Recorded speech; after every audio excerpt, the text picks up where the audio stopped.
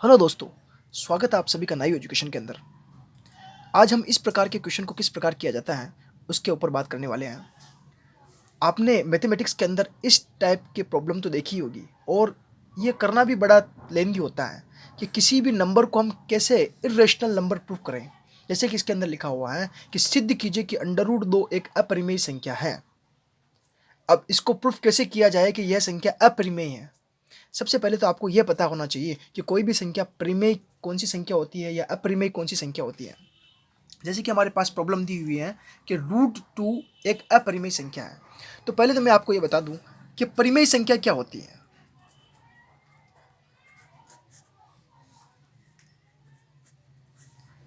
और अपरिमेय संख्या क्या होती है।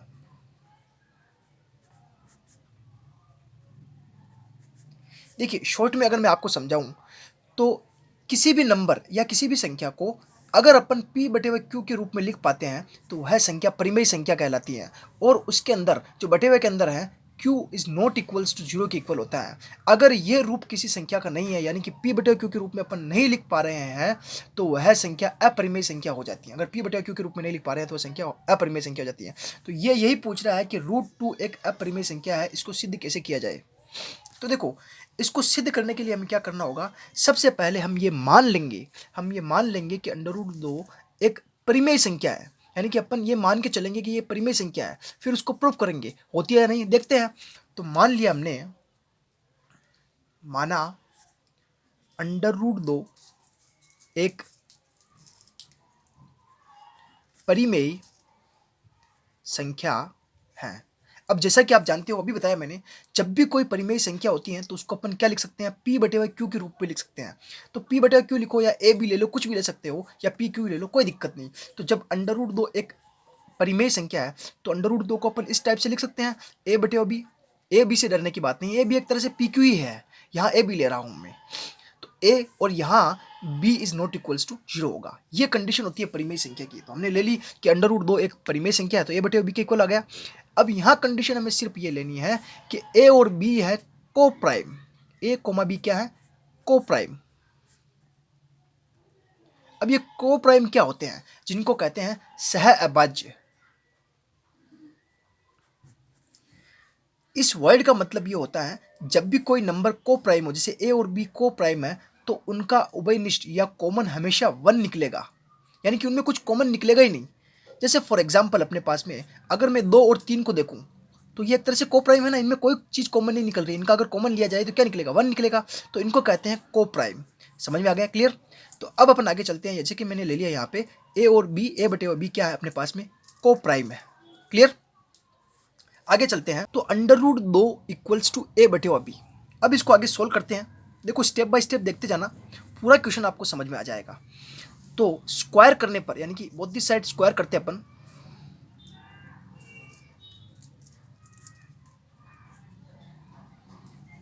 बोथ दी स्क्वायर स्क्वायर करने पर तो √2 का स्क्वायर क्या हो जाएगा अपने पास में, 2। और a/b का स्क्वायर हो जाएगा a² / b²। इसको सिंपल b² को इधर ले लूँ मैं, तो हो जाएगा अपने पास में 2b² इक्वल्स टू a²। बस, ये आधा क्वेश्चन हो गया अपने पास में सोल्व करने का।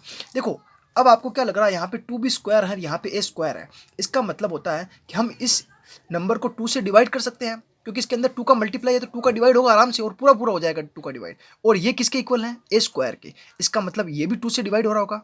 यहाँ समझने वाली बात यह है कि हमारे पास जैसे 20 है, इसको 2 × 10 लिखा जा सकता है, इसको 2 से डिवाइड कर सकते हैं, तो ये भी 2 से डिवाइड हो रहा होगा। देखो, आराम से कट रहा है। तो जब इसके अंदर 2 का डिवाइड हो रहा है तो इसमें भी 2 का डिवाइड हो रहा होगा, यानी कि a² में 2 का भाग जाता है।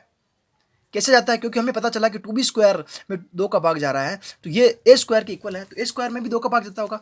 अगर किसी संख्या के स्क्वायर के अंदर 2 का भाग जा रहा है तो उस सिंपल नंबर में भी 2 का भाग जा रहा होगा। जैसे कि एग्जाम्पल के हिसाब से मैं आपको समझाऊं, यहाँ छोटा एग्जाम्पल दे रहा हूं। अगर 25 में, जो कि क्या है, 5 का स्क्वायर ही तो है, 25 क्या एक तरह से 5 का स्क्वायर है। 25 में अगर 5 का भाग जाता है तो 5 में भी तो 5 का भाग जाएगा ना, एक बार चला जाएगा।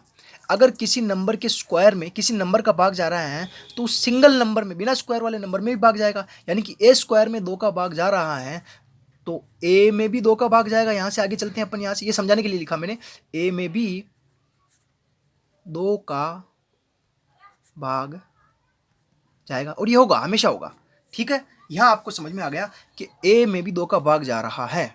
अब जब ए में 2 का भाग जा रहा है यानी कि ए के अंदर अपन इस तरह से लिख सकते हैं, ए में 2 का भाग जा रहा है यानी ये किसी न किसी चीज़ के इक्वल होगा। मान लिया अपन ने उसको सी के इक्वल होगा, ये हमने माना। यानी कि ए बटे 2 अपने पास में किसके इक्वल हो गया, सी। कैसे आया ए में 2 का भाग, क्योंकि ए स्क्वायर में 2 का भाग जा रहा है तो ए में भी 2 का भाग जाएगा। कैसे जाएगा समझा दिया मैंने, ए बटे 2 इक्वल्स टू सी। अब इस सी बराबर ए बटे 2 को हम यहाँ पुट कर देते हैं ए स्क्वायर की जगह पे।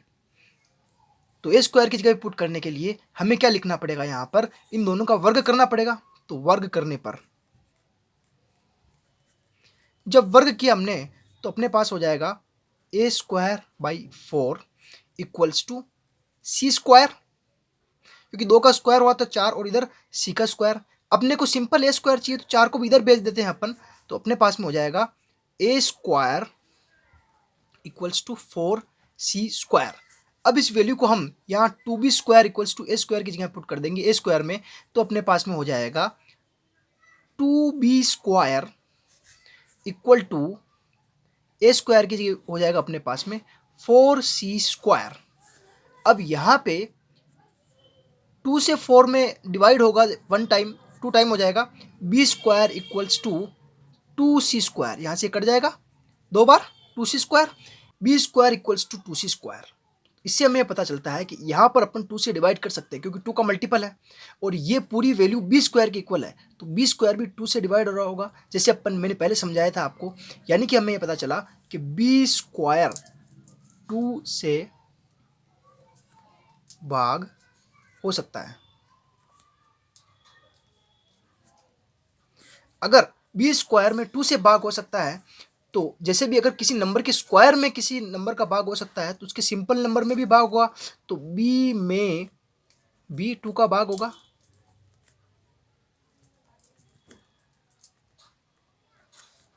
तो हमने पहले पढ़ा था ऊपर कि ए स्क्वायर में 2 का भाग है, ए में भी 2 का भाग है, और ऐसे ही नीचे पढ़ लिया अपन ने बी स्क्वायर में 2 का भाग है, बी में भी 2 का भाग है। यानी कि क्या पता चल रहा है यहाँ से कि ए में भी 2 का भाग है और बी में भी 2 का भाग है। यानी कि किसी दो नंबरों के अंदर अगर सेम डिजिट का भाग हो रहा है, इसका मतलब क्या निकल रहा है कि ए और बी में से 2 कॉमन निकल रहा होगा।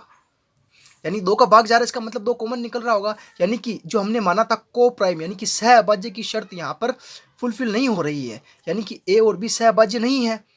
यानी कि हम √2 को ए बटे हुए की फॉर्म में नहीं लिख सकते।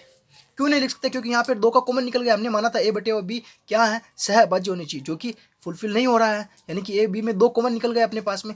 तो इससे सिद्ध ये होता है कि √2 एक अपरिमेय संख्या है, अपरिमेय संख्या है या इर्रेशनल नंबर है। आपको समझ में आ गया होगा कि √2 एक अपरिमेय संख्या है। ऐसे ही आप यहाँ पर √3, √7, √13 कोई सा भी एग्जाम्पल लेके ऐसे क्वेश्चन को कर सकते हो।